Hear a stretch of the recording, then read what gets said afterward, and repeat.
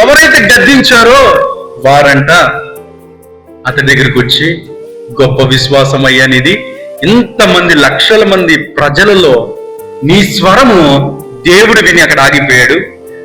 యేసు నిన్ను పిలుస్తున్నాడు, ధైర్యం తెచ్చుకో, లే, రా, మాతో పాటు రా, మేము యేసుక్రీస్తు ప్రభు దగ్గర తీసుకెళ్తామన్నప్పుడు ఆ గుడ్డి భిక్షకుడైన తీమైకి హృదయంలో పట్టరానంత సంతోషం అంటండి. దేవునికి స్తోత్రం. ఏంటి, నా స్వరము విన్నాడా యేసు ప్రభు? నా స్వరము విని నన్ను రమ్మంటున్నాడా? నా స్వరము విని యేసుక్రీస్తు ప్రభు నన్ను పిలవడానికి ఇష్టపడ్డాడని సంతోషంతో దిక్కున లేచాడండి.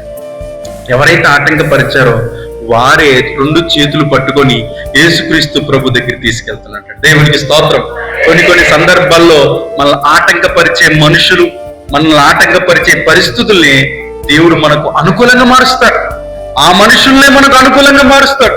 ఆ పరిస్థితులే మనం అనుకూలంగా మార్చి వారి ద్వారా దేవుడు తన మహిమను ఇంకా గొప్ప చేసుకుంటాడు. దేవునికి స్తోత్రం.